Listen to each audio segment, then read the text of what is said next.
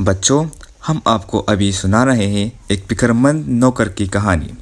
قصبہ سمو کے ایک بہت بڑے زمیندار نور احمد خان کو کسی مقدمہ کے سلسلے میں ڈیرہ غازی خان جانا تھا۔ گاڑی چھوٹ چکی تھی، اب ملازم کو ساتھ لیا اور گھوڑے پر سوار ہو کر چل دیا۔ اب یہ شہر تقریباً 15 کوس کے فاصلے پر تھا کہ سورج غروب ہو گیا۔ چونکہ شہر پہنچنا مشکل ہو رہا تھا، اس لیے زمیندار کو رات بسر کرنے کی فکر دامن گیر ہوئی۔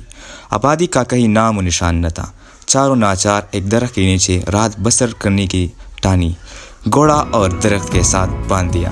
زمیندار نے ملازم سے کہا کہ اگر ہم دونوں سو گئے تو ممکن ہے کوئی چور ہمارا گھوڑا چرا کر لے جائے، بہتر ہے تم سو جاؤ اور میں گھوڑے کی حفاظت کے لیے جاگتا رہوں گا۔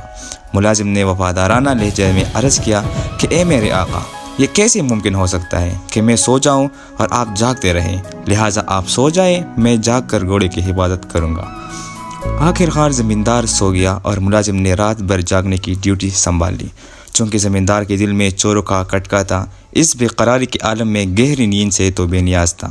تقریباً پہر رات گزرے، آنکھ کھل گئی، دیکھا کہ ملازم زانوں پر سر رکھ کر بیٹھا ہے۔ ملازم کو آواز دی کہ ارے بزلو، تم اس وقت کس سوچ میں غرق ہو؟ ملازم نے جواب دیا، حضور جاگ رہا ہوں اور سوچ رہا ہوں کہ خدا تعالیٰ نے اتنی بڑی زمین پر کیسے قائم کر رکھی ہے۔ زمیندار نے ذرا چمک کر کہا، ارے بے وقوف، یہ وقت ان فکروں میں غرق ہونے کا نہیں، ذرا دھیان سے رہنا، کہیں چور گھوڑا کھول کر 9-2-11 نہ ہو جائے اور صبح ہم زمین کے پیمائش کرتے، پیدل چل دیں، شہر کی طرف روانہ ہو۔ نوکر نے جواب دیا، حضور میں اتنا غافل نہیں، آپ بے فکر ہو کر آرام فرمائیے۔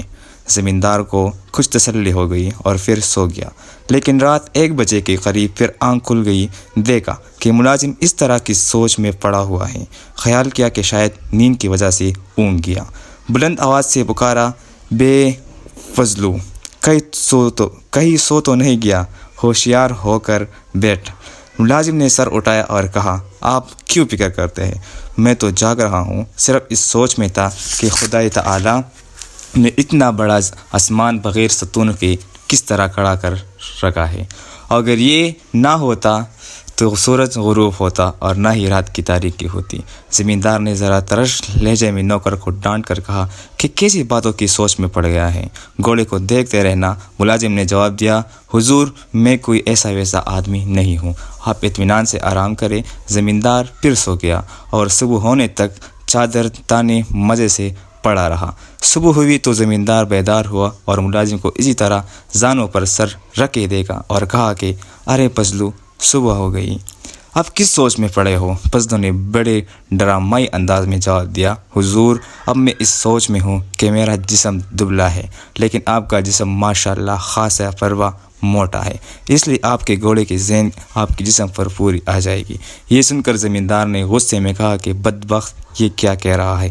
ملازم نے جواب دیا، حضور ٹھیک ہے تو عرض کر رہا ہوں، کیونکہ رات کو گھوڑا تو چور لے گئے اور یہ ذہن ساتھ لے جانی بھول گئی۔ بچوں، تو یہ آپ لوگوں نے دیکھا کہ ایک زمیندار اور ایک نوکر کی کہانی، اس سے آپ لوگوں نے جو سبق حاصل کی ہے بہت اچھی سبق ہے۔ شکریہ۔